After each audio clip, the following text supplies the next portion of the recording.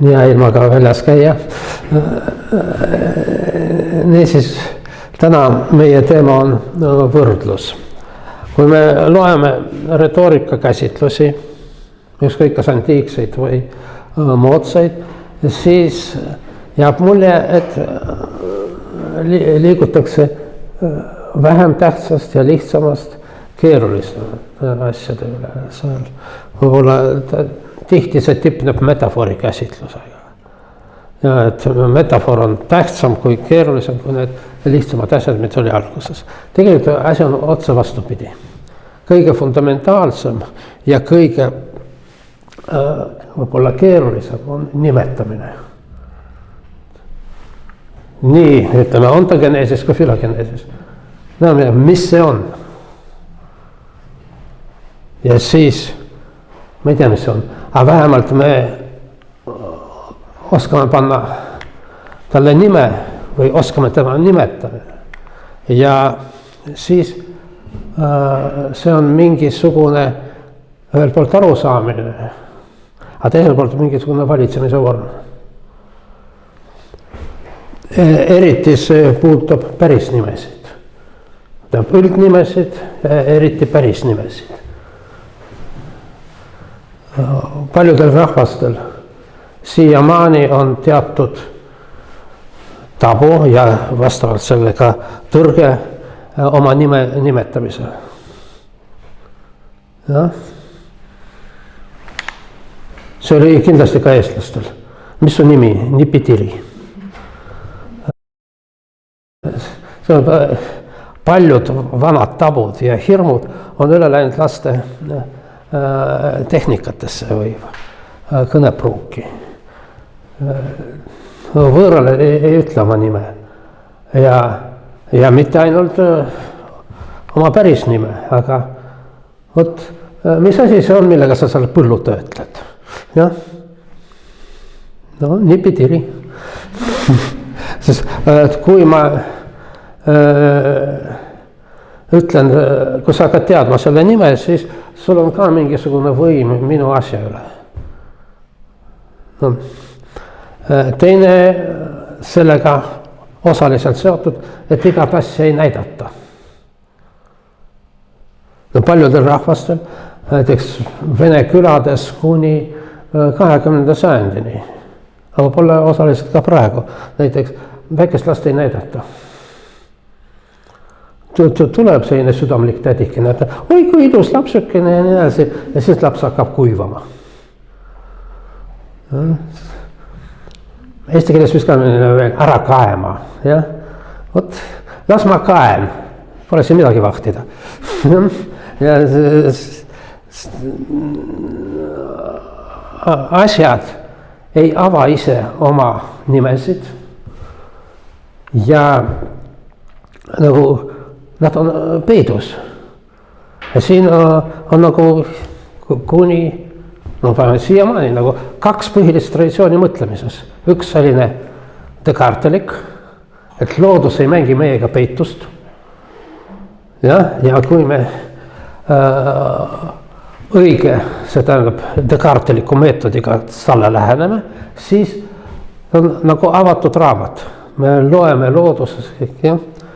Aga teine Heideggerlik traditsioon. Vastupidi. Heideggeril on eriti keeruline see konstruktsioon.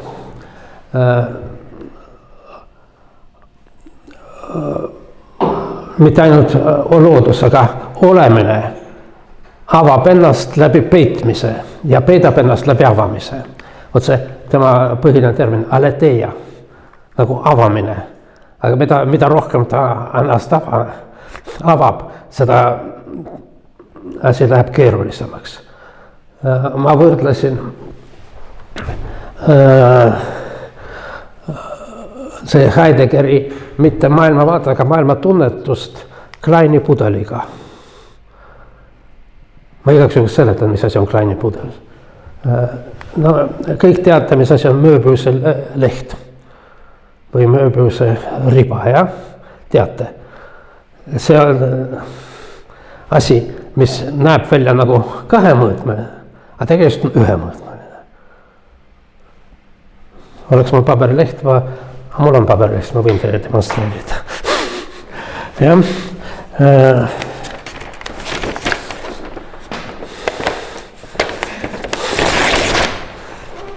Väga lihtne.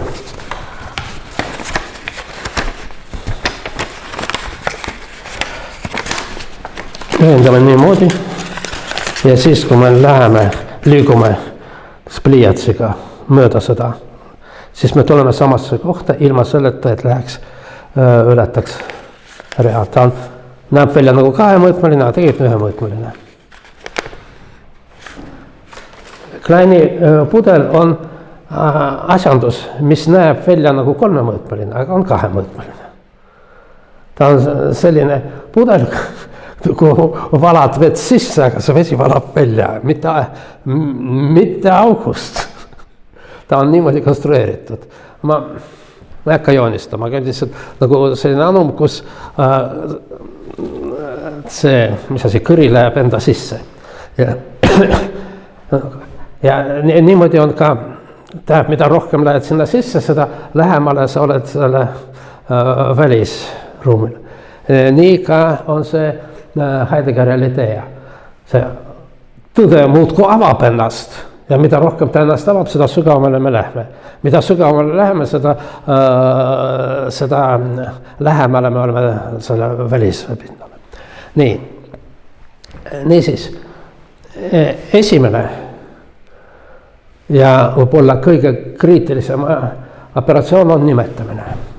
Kui me oskame asja nimetada. Ja siit tuleb see väljend, mis oli juba antiigi ajal, et nimetagem asjad oma õigete nimedega, mis on täielik jama muidugi, asjadel ei ole õigeid nimesid, aga vot see tähendab, et jätame retoorika kõrvale, ärme keerutame, räägime. Ja me käsitlesime kahte nimetamismeetodit. Skandinaavia traditsioon ei tunne võrdlusi, metafore, metanüümiad ja nii edasi. See on kõik kontsentreeritud nimetamisele ja kaks põhilist nimetamise meetodid on heiti, no mis me ütle, see on mingi sünonüüm, ja? Või kenning, mis on nagu kirjeldus, aga see kirjeldus / mõistatus. Ja? Aga see on selline mõistatus, nagu kõik mõistatused. Ei ole see, et mõista, mis see on, nüüd ma hakkan loogiliselt mõtlema, mis asi on see siruviiruline pealt kullakarvaline. Need mõistatused on nagu parool ja vastus. Vene keskaegses väga kaunis romaanis, mis on ühelt poolt nagu Pühaku ela ja teiselt poolt nagu Võlu muinasjutt. Seal vürst Peetr läheb otsima oma vennale ravijat. Ja ta teab, et seal ravitseja on üks Fevronia, väga kuulus, ja? Aga kõigepealt see Fevronia esitab talle mõistatusi. Ja? Ja no vot, tead, kes mu vend on, jah? Ta oma jalgade vahelt vaatab oma surma. Ja ega Peeter loll ei ole. Ta on teadja mees, ta ütleb, ta on mesinik. Puu otsast korjab mett ja jalgade vahelt näeb oma surma, sest kui kukub, siis surma. See on parool vastus. Nii ka kenning. Mõõkade pidu. Kus siis mõõgad pidutsad? See on lahing. Iga skandinaavlane teab seda. Või see meriratsu. No elementaarne mu kallis Watson, see on laev. Seda peab teadma, need on kenningid. Siis eelmine kord me rääkisime juba omadustest. Ja vot, küll. Seal, ja sõdalane. Millised omadused tal on? no ütleme vapper. See olid nagu kaks tüüpi epiteedid. Epilised või traditsioonilised, see on püsiepiteedid.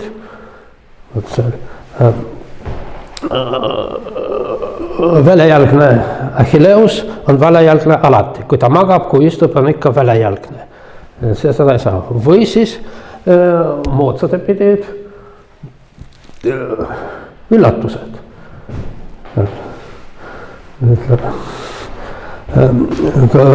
Kui selle, ütleme, Achilleuse kohta, et naiselik. Kus see võib olla? No mingisuguses moodsas poeemis, eriti kui seal on jutt gei armastusest, siis naiselik Achilleus muutub lihtsalt üllatusepiteedi.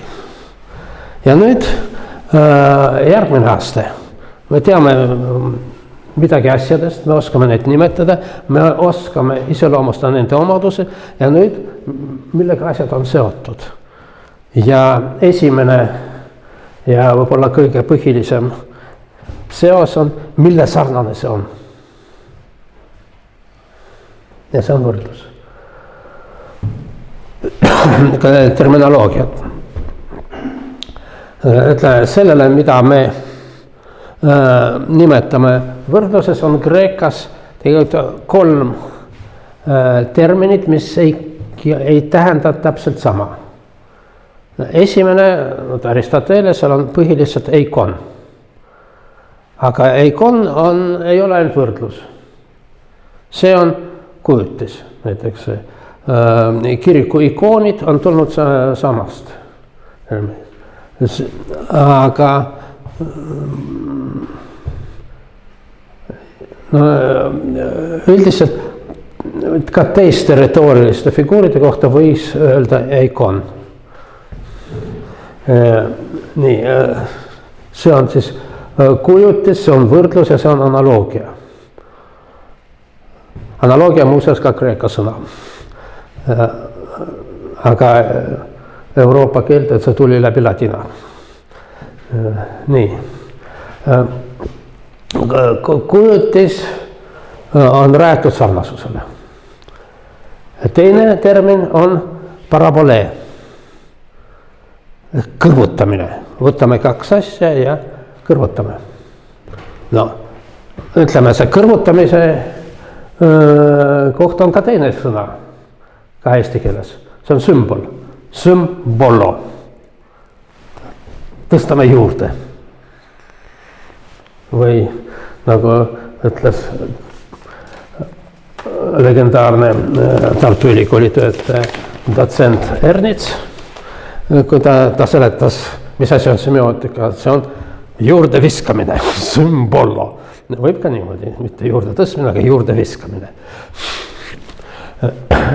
Nii, aga sümbol ei ole võrdlus, aga parabolee on võrdlus. Nii. Homoiotes, see on sarnasus. See on põhiline erinevus. Eikoonika on selline dünaamiline aspekt. Siin on meil 2 asja, me neid võrdleme. Aga see homoiotes on see, kui me võrdsustame, toome seda teist ja hakkame neid võrdlema. See on selline dünaamika ja seda rohkem on kasutatud mitte retoorikas, aga loogikas ja filosoofias.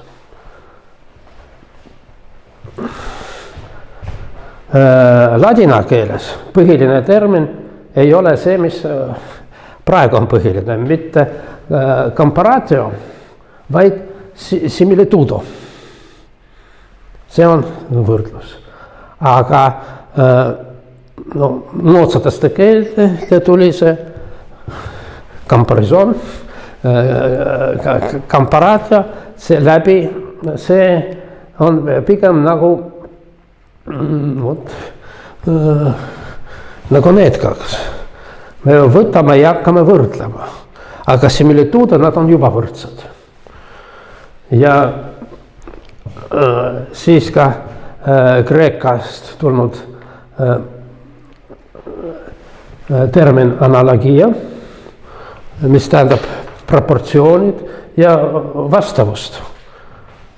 No, Eesti analoogia ei ole päris seesama, mis ladina analogia. Nii. Cicero või soovi korral Cicero oleneb. Meil ülikoolis dotsent Kleist väga rangelt nõudis, et Cicero. Aga mina õppisin ladina keelt Barovski õpiku järgi, kus ütles, et Cicero. Et Cicero on keskaegne. Aga Kleis ütles, et juba hilisantiigi ajal oli Cicero. Nii, aga vot huvitav, kas see Cicero elas hilisantiigi ajal või mitte. No tal oli range reegel, et enne, kuidas need on, eesäälikud, jah, läheb see C-ks. Aga see on siiski hilisem. Hea küll, olgu sellega nagu on, aga Cicerol, paar sõna Cicerost siiski. No kõik teavad, et ta on suurepärane oraator, aga ta oli palju rohkem. Ta oli riigimees, poliitik ja ta oli filosoof. Ta oli mitte üksnes oraator, aga ta oli retoorika süstematisaator ja võib-olla pärast Aristotelest kõige tähtsam. Ja ma ei tea, kui ma 5. klassis hakkasin ladina keelt õppima, siis grammatika läks mul väga halvasti, aga mulle õudselt meeldis Cicero ja kujutage ette, et seal kui ma olin Riigikogus, mul kogu aeg oli kahju, et ma ei saa nagu Cicero. Ta tuled sinna pulti ja ütled, austatud Riigikogu esimees, austatud kolleegid, külalised, ministrid, bla, bla, bla, bla, bla. Selle asemel öelda, kve tangem, Katalina. Ja? Kaua veel, Katalina, sa kuritarvitad meie kannatust, jah? Ei saa nii öelda, aga õudselt tahaks. Nii. Niisiis, võrdlus on. Ta kasutab palju võrdlusi kohtukõnedes kui poliitilistes kõnedes. Et no näiteks riik kui keha ja türann on kui haigus. Nii et üldiselt me kõik teame, mis see on, riik on nimetatud riigina, aga seda on kasulik võrrelda inimkehaga. Ja terves kehas terve vaim, aga türann on selle kehaline haigus. Cicerol käsitleb analoogiat kui argumentatsiooni vormi. Ja muidugi see ei ole rangelt tõestus, aga see on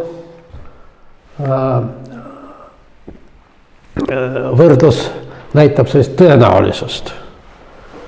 Ja mida teeb Cicero? Ta ühendab filosoofia retoorilise praktikaga. Võrdlus on korraga nii esteetiline kui praktiline.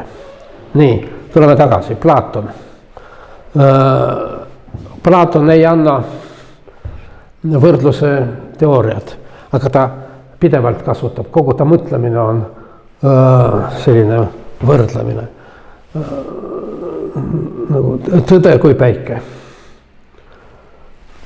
Sest et ja sealt, no ma ei tea, kas sealt tuleb või see on rajatud väga sügavale veendumusele, et tõde on valgus, vale on pimedus. Koopavõrdlus. ma ei hakka, kõik teavad Koopa võrdlust, enam-vähem. Jah, mitte kõik, okei. Et meie maailm ei ole reaalne. Me oleme varjude varjud. Aga kus on reaalne maailm? Vot reaalne maailm on ideed. Aga kes me oleme? Me istume koopas seljaga selle, mis asi, avausuga, kust tuleks, kust paistab valgust. Aga me näeme üksnes varjud seinal. Seal koopa ees käivad inimesed, võib-olla seal mingid loomad ja nii edasi, aga me näeme ainult varjude mängu siin. See on selline, ütleme, Platoni epistemeoloogia üks põhikujund. Ja nende õigete asjade juurde, tõe juurde me ei pääse otse, vaid me liigume nähtavast nähtamatuse poole ja konkreetsest abstraktsioonist. See on üks oluline suund, mõtleme, empiirilises filosoofias, abstraheerimise protsess. Aristoteles oma loogikas, Arganon on, ei ole, Aristoteles ei ole sellist traktaati kirjutanud. See on hiljem tema õpilased panid kokku 5 Aristotelese traktaadi, mis on seotud tunnetusteooriaga. Analoogia ei ole tõestus. See on deduktiivset kindlust, selle jaoks on loogika, selle jaoks on süllogismid ja analoogia ei anna universaalset kehtivust. Kuid see on oluline heuristiline tööriist. Läbi analoogiat me liigume selle teadmise poole, aga seda teadmist tuleb hiljem siis loogiliselt formuleerida. Niisiis võrdlus on veenmise tööriist, ta selgitab, teeb abstraktse arusaadavaks ja veenab. Loob kuulajast äratundmine. Nüüd Aristoteles näid, et vanadus on nagu õhtu. Päev läheb, või siin on ka vastupidne. Päev vananeb ja saab õhtuks. Inimene vananeb ja see jõuab oma elu õhtusse. Võrdluse alus on väga sügav, sest meie mõtlemine on analoogiline. Meie mõtlemine ei ole deduktiivne. Mõtlemine on analoogiline ja kui me näeme midagi uut, siis me mõistame seda võrreldes sellega, mida me enne juba teadsime. Nii et see võrdlus on Aristoteles oluline heuristiline tööriist. Ja meie mõtlemine ja meie keel on rajatud ülekandele. Ja, kusjuures see on väga oluline idee, sest ma ütlesin nimetamine. Ja, ma ütlen laud ja pärast ütlen katalauda. Ja, see laud on üle kantud sõnasse ja siis ma kasutan seda sõna, et jõuda tagasi asja juurde. Siin on nagu topeltülekanne. See on nii tavaline, et me selle peale ei mõtle. Ja niisiis, võtaks kokku antiigi käsitlust võrdlusel. See on 3 tasandit. Retooriline, poeetiline ja loogiline. Võib-olla poeetiline oleks võinud enne retooriline olla, aga nii. Retoorikas võrdluse eesmärk on veenda. Teha oma kõne mõjuvaks. Aga poeetikas on võrdlus kaunistus. Teeb kujutlust ja aitab seda mõista. No hiljem me räägime India poeetikas ja seal kaunistustel, alamkaaradel on keskne roll. Samas ka väga oluline on nendest lahti saada. Ja loogikas võrdlusel ei ole otsest rolli, aga tal on abistav roll. Kui me rääkisime epiteedides, jagasime need kaheks, ühed on siis need püsiepiteedid, teised moodsad epiteedid, sama asi on ka võrdlusega. Aga siin need püsiepiteedid, need nimetatakse eepilisteks. Kusjuures huvitaval kombel, et eepilised epiteedid on sarnased erinevates kultuurides. Lahing on torm ja sõdalane on lõvi. Jah, aga see on Kreeka. Näiteks Skandinaavias ei läheks läbi, sest sõdalane ei ole lõvi. Absoluutselt mitte. Sõdalane on mõõgakandja. Ja siin ei ole kohta improviseerimine. Aga see ei tähenda, et Kreekas sõdalane on alati lõvi. See on nagu püsiepideed, aga ta ei ole nagu heidi. Väike hiljem, kui me räägime metaforist, siis mõnikord, see on Aristotelese näide, et see lõvi hüppas. Kellest on? Jutt ei ole lõvist. Jutt on Achilleusest. Aga siis üsna keeruline konstruktsioon ja läbivõrdlus, et Achilleus on vapper nagu lõvi, siis Achilleus nagu lõvi, Achilleus lõvi ja siis lihtsalt lõvi.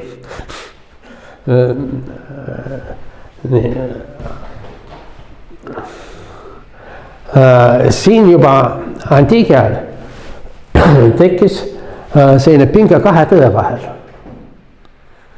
No, kui te teate, praegu on erinevad tõeteooriad, aga kaks põhilist on vastavuse teooria, mida formuleeris muuseas ka Aristoteles. No, Aristoteles formuleeris seda keeruliselt, et vabandust. Aristoteles sai aru, et me ei tea, mis asi on tõde. Ja see on väga oluline asi tõe kohta. See on väga oluline tõe kohta. Mis tähendab tõtt rääkida? Mis on nii-öelda selline, kuidas on, natuke nagu äraandmismäng. Ja me ei ütle, mis asi on tõde, aga me ütleme, kuidas tõtt rääkida. Tõtt rääkida, ütleb Aristoteles, on rääkida nii, nagu asjad on ja mitte rääkida nii, nagu asjad ei ole. See on nii nimetatud vastavusteooria. Seda 20. sajandil formuleeriti ümber mitu korda ja kõige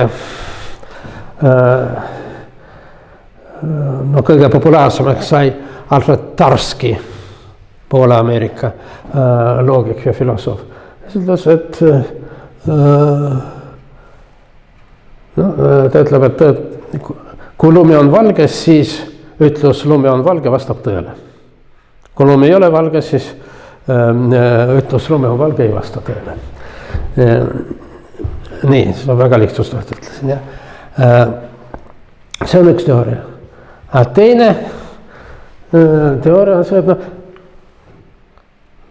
ma ei tea, milline lumi on. Siis ärme rääkige, kuidas ta on. Aga tõel on selline omadust, et tõde ei saa iseendaga vastuollu minna.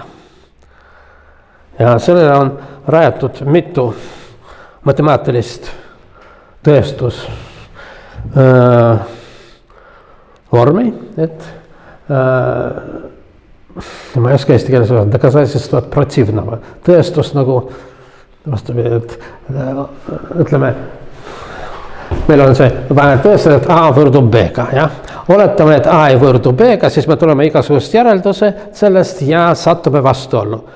Kuna tõde ei saa olla endaga vastuollu, siis sellega me tõestasime, et A vastab B-le. Märkem sulgus, see on väga kahtlane meetod. Ja paljud, näiteks intuitiivne loogika sellest loobub. Aga üldiselt nii, vot jah, tõde ei satu isegi endaga vastuollu. See on selline sidususe põhimõte. Ja siin me ei pea teadma, milline on lumi, peaasi, et meie oma arutlustele. Nii, tegelikult on veel erinevad tõe käsitlused, need kaks, vastavus ja sidusus. Ja teatud mõttes need kaks tõde juba olid antiigi ajal. Esimene, loogiline rangus, see on sidusus. Ja see on tähtsam. Ja teine kui äratundmine. Nii et võib seal luua igasugust teooriat laua kohta, mis ei saa endaga vastu olla. Siis mõelda, et saate aru, mis on laud. Ja. Aga teine, see siin, äratundmine. On laud või? Vist ikka on. Vot, tundsin ära. Näite loogikast. Kõik inimesed on surelikud. Näite, ütleme seal, poeesiast, elu on teekond. Kõik inimesed on surelikud. See on nagu selle Aristoteles, see on loogika. Aga elu on nagu teekond. Okei, no kuidas seda ei saa ju tõestada. Mis teekond see on? See on väga ebamäärane. Aga samas, millel nendest kahest on euristilisem suurem väärtus? Loomulikult sellel. See ütleb midagi, ta paneb mõtlema, aga kõik inimesed on surelikult, ainult rikub tuju. Nii, vaata veel mõned Aristoteles. See ei ole Aristoteles. Mõned võrdlused on nii, tundub elementaarsed, et need on läbi kultuuride. Aristotelesel. Valitseja on nagu riigi isa. Valitseja kui riigi isa. No miks ta on nagu riigi isa? Võt nüüd nagu perekonnal on isa, riigil on valitseja ja need asjad on siis, paneme need asjad kokku, et riigi isa. See Aristotelese metafoor, me siiamaani räägime riigi isadest. Paksud vastikud, korrumpeerinud, nii edasi, ka ikka. No mis sa teed, ikka paps. Nii.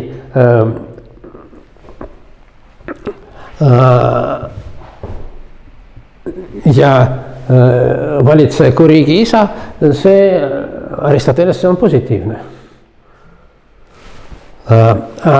Veel positiivsem on Araabia-Pärsia kultuuris. Vot Araabia-Pärsia, saad aru, on kaks täiesti erinevad rahvast, erinevad keeled ja nii edasi. Aga tänu islamile me võime rääkida mingisugusest ühest katuskultuurist. Nii et Al-Farabi pärslane, aga kirjutas araabia keeles ja ta on pigem araabia kultuur. Niisiis, ideaalsest valitsejast. Aga ta ei ole ainult, ütleme, Aristotelesel on pigem see, et riigi isa hoolitseb riigi eest. Aga Al-Farabil ta juhendab. Ta on nagu isa, ta on õpetaja. Ta juhatab riiki, mis suunas ta peab liikuma. Nagu tundub, et sama võrdlus, aga konnotatsioonid ja mõned väga tähtsad on erinevad.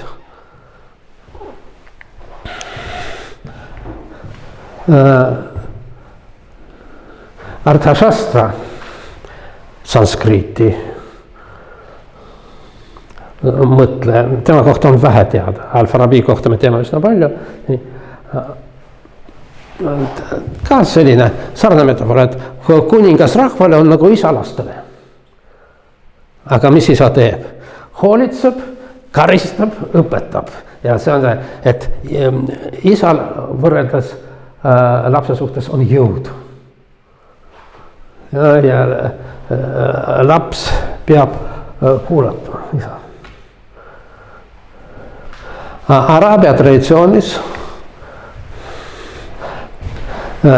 tashbih, see on võrdlus, nagu see inglise simile. Aga tamhil on laiendatud analoogia. Al-Jaziz, väljapaistev.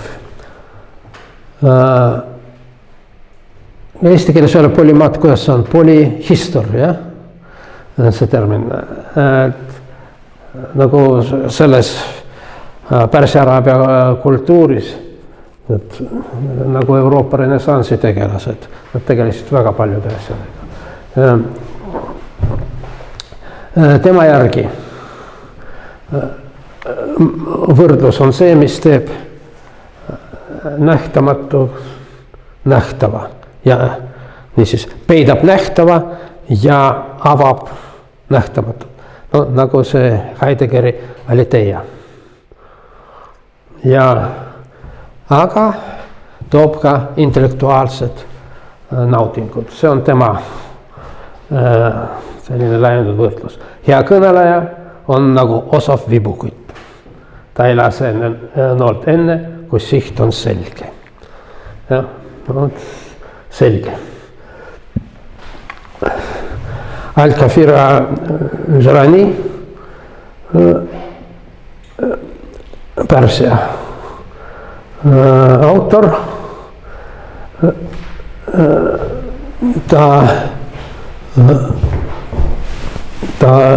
tal on mitu traktaadi, mis kaudselt on seotud võrdlusega.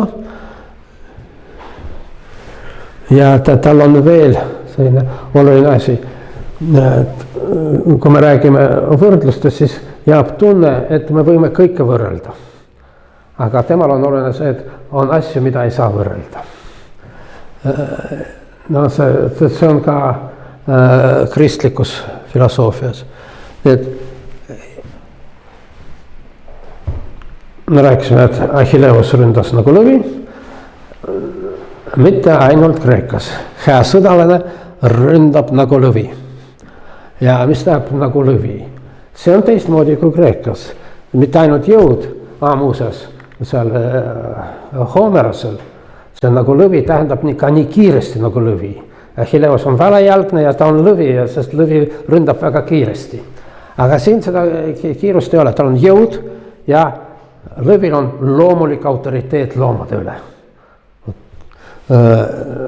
See hea sõdalane allutab oma vastast mitte üksnes toore jõuga, aga oma autoriteediga. No kes sa tatnina oled, et minuga siin võidelda? Ja tekitab hirmu. Tema väide on see, mitte vabast näide on see, kui ütled, et pale nagu kuu, ei tähenda see ainult kuju. Huvitav, milline kuu on. Ja, vaid sära, puhtust ja pilgumõju. Konfutsius. No, ei tea, üks tähtsam inimene maailma ajaloos. Tema, paneme kokku kuningas Salomoni, Cicerot ja kedagi veel. Ja mingisugust askeeti, kes midagi ei tee.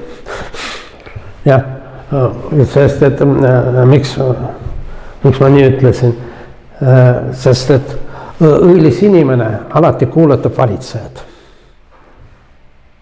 Tunneb ei rageda. Ja, aga valitseja mäda korrumpeerinud, mis see teeb, siis õilis inimene ei tee midagi. Ta absoluutselt välistatud, ta hakkab mässama või seal vastu rääkima, ei. Ta tõmbab eemale. nagu kreeka keeles selline sõna idioot, see tähendab see, kes elust on tagasi tõmbunud. Niisiis õilis mees, mul on siin, ma tõlkisin poliitiliselt korrektset inimene, ta räägib alati õilis mehest. Õilis mees muutub idioodiks. Nii, aga valitseja voorus on nagu tuul, rahva voorus on nagu rohi. Tähendab, tuulel ja rohel on erinev voorus. Tuul puhub, see on tuule voorus, aga rohi kummardub. Ma ei saa päris hästi aru sellest tema teisest kuulsast, et õilis inimene on nagu põhjatuul. Üldiselt see põhjast tulid Hiinasse kõige vastikumad barbarid. Ja miks ta on nagu põhjatuul? Väiklane inimene on nagu rohi. Aga nii ta ütles, ma ei saa midagi teha. Obama. See on sanskriti poeetika üks termin, üks oluline termin, käib võrdluse kohta.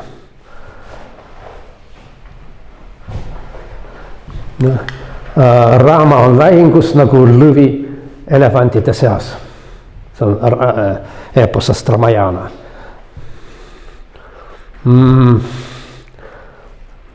Ei ole päris, kas niisiis lõvi elefant, kes keda maadleb maha.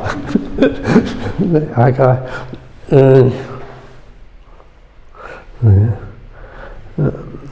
okei. Võiks küsida, et mis lõvid on Indias, aga tol ajal olid. Praegu on ka, aga need on nii viletsakesed. Tiigrid aeg-ajalt ründavad elevanti, aga mitte lõvid. Okei, aga no ju siis Raama teab, mida ta teeb.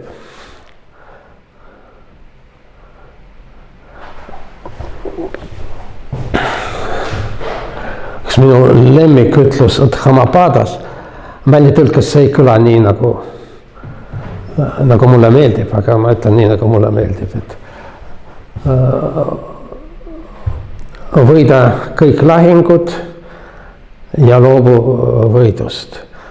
Ma ei tea, tee seal, mida see kõik loobu. Ja mis sa siis oled?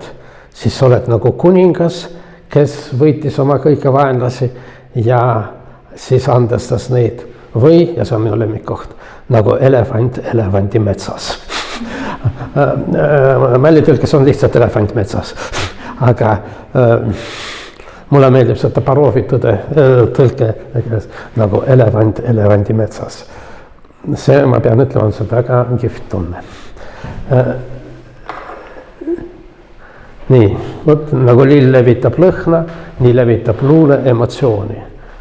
See ei ole enam, need kaks on võetud poeetilistest teostest, aga see on teooria juba. See, mis asi on luule. Võtame nüüd natuke kokku.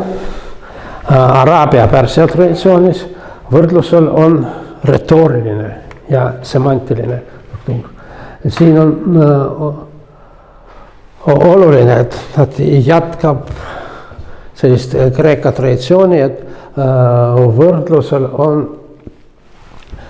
selline tunnetuslik osa. Aga India traditsioonis võrdlus on selline alankara üks liik, see on ilustus, aga ka kogemuslik. Hiinas võrdlusel on ennekõike moraalne tähendus. Ja võt, kui me rääkisime, et need mõistatused ei ole sellised, et sa pead lahendama ja arvutama välja, mis tähendab. Aga Hiina kreesis vastupidi, sa pead saama vihjest aru. Loll tahab, et talle kõik üksipulgi seletaks ära. Tark inimene saab vihjest aru. siin on väga oluline Hiina traditsioonis, et selline nagu intuitsioon on tähtis. Aga Araabia, Pärsia ja Kreeka traditsioon püüab formaalselt. India on midagi vahepealset, formaalse loogika ja intuitsiooni vahel, see on esteetiline. Ma lõpetan ühe. Kui paluti ta natuke varem teha, seda, see on film Suur Gatsby, Francis Scott Fitzgeraldi järgi. Ja ütleme, selle romaanis see on see mina tegelane, kes räägib Gatsbyst ja sellest teisest traagilisest armastusest. See on Daisy matslik mees. Nii siis traagiline kolmnurk ja siin see mina tegelen. Ja terve romaan räägib sellest, et Daisy hääl oli midagi erilist, sellist lummavat. Ja ta helises ja ta tundis, et see kõik see on väga sarnane, aga ta ei saanud aru, mis on seal nii lummavat ja millega sarnane see on. Ja siis mina ütlesin, et Daisy, ta hääl on täis, ma ei tea, ja siis see Gatsby ütles raha. Et sai aru, et Daisy hääles kõliseb raha ja see on see lummus. Mis siin on? See on hea näide selle, ütleme, Hiina käsitluselt. Nii kaua, kui me ei saa aru täpselt, see lummab, aga nagu Gatsby ütleb, et see on raha, siis kogu see võlu kadus ära. Okei, sellega me lõpetame täna.